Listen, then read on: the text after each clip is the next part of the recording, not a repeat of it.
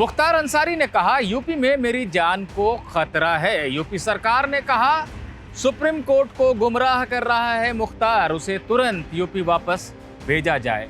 वहीं पंजाब सरकार ने सीधे सीधे मुख्तार का समर्थन तो नहीं किया, लेकिन ये कह दिया कि यूपी सरकार की याचिका तकनीकी रूप से गलत है, उसे खारिज कर देना चाहिए।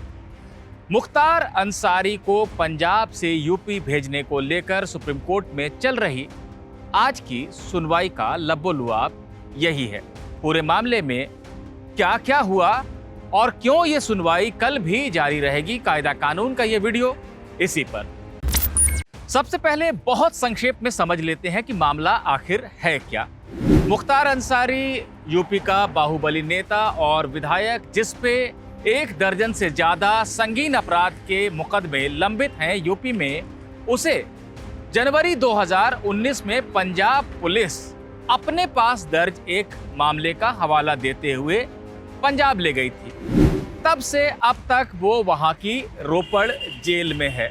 ना तो पंजाब पुलिस ने उस मामले में चार्जशीट दाखिल की, न मुख्तार ने जमानत मांगी। यूपी की अदालतों से जब जब वारंट जारी होता है मुख्तार को पेश करने के लिए, तब रोपड़ जेल के अधिकारी कह देते हैं कि मुख्तार की तबीयत सही नहीं है। यानी 2 साल से यूपी में लंबित तमाम संगीन अपराध के जो मुकदमे हैं मुख्तार के खिलाफ, उनकी सुनवाई रुकी हुई है। इसी का विरोध करते हुए सुप्रीम कोर्ट में यूपी सरकार पहुंची है और मांग की है कि पंजाब सरकार को सुप्रीम कोर्ट ये आदेश दे कि वो मुख्तार को वापस यूपी भेज दे। आज की सुनवाई में जस्टिस अशोक भूषण और आर सुभाष रेड्डी की बेंच के सामने सबसे पहले जिरह की मुख्तार अंसारी के वकील मुकुल रोहतगी ने कुख्यात गैंगस्टर मुन्ना बजरंगी का हवाला दिया, जो कि मुख्तार के साथ कई मामलों में सह आरोपी था। रोहतगी ने कहा कि 2018 में मुन्ना बजरंगी को यूपी की एक जेल से दूसरी जेल में ले जाते वक्त मार दिया गया था। मुख्तार की भी जान को यूपी में खतरा है, इसीलिए उसे यूपी न भेजा जाए। अगर उसके पंजाब की जेल में रहने से दिक्कत है तो यूपी के सभी मामलों को दिल्ली ट्रांसफर कर दिया जाए। इसके बाद बारी आई यूपी के लिए पेश सॉलिसिटर जनरल तुषार मेहता की। मेहता ने सीधे शब्दों में कहा कि मुख्तार अंसारी सुप्रीम कोर्ट को गुमराह कर रहा है। पंजाब सरकार भी उसके साथ पूरी मिली भगत वाली भूमिका निभा रही है। तुषार मेहता ने कहा कि मुख्तार के खिलाफ यूपी में दर्जनों संगीन अपराध के मामले चल रहे हैं। जनवरी 2019 में पंजाब पुलिस ने मोहाली में एक FIR दर्ज की, जिसमें उसने ये कहा कि उसे शिकायत मिली है एक व्यापारी की तरफ से कि उसे यूपी से अंसारी नाम का कोई आदमी रंगदारी के लिए फोन कर रहा है। अब ये अंसारी कौन था ये तो नहीं पता, लेकिन पंजाब पुलिस ने मोहाली की कोर्ट से मुख्तार अंसारी के खिलाफ प्रोडक्शन वारंट निकलवा लिया और उसे लेकर सीधे पहुंच गई यूपी की बांदा जेल। बांदा जेल के अधिकारी और पंजाब पुलिस के लोग, ये सब लोग जानते थे कि चूंकि यूपी की अदालत ने मुख्तार को न्यायिक हिरासत में जेल भेजा हुआ है, इसलिए यूपी की कोर्ट से अनुमति लिए बिना उसे नहीं ले जाया जा सकता है। लेकिन किसी तरह से बांदा के जेल सुपरिटेंडेंट को मैनेज कर लिया गया और उन्होंने बिना कोर्ट की अनुमति लिए मुख्तार की हिरासत सौंप दी पंजाब पुलिस को। पंजाब पुलिस उसे मोहाली में लेकर गई, वहां पेश किया और फिर रोपड़ जेल में ले जाकर बंद कर दिया गया। अब इस बात को 2 साल बीत गए हैं। अगर वाकई मुख्तार अंसारी ने किसी को रंगदारी मांगने के लिए फोन किया था तो पंजाब पुलिस ने अब तक इस मामले में चार्जशीट क्यों नहीं जमा करवाई है? और मुख्तार अंसारी, जो कि इस गिरफ्तारी के 60 दिनों के बाद ही डिफॉल्ट बेल पाने का अधिकारी हो गया था, उसने भी जमानत क्यों नहीं मांगी है मोहाली की कोर्ट से? साफ दिख रहा है कि मिली भगत है।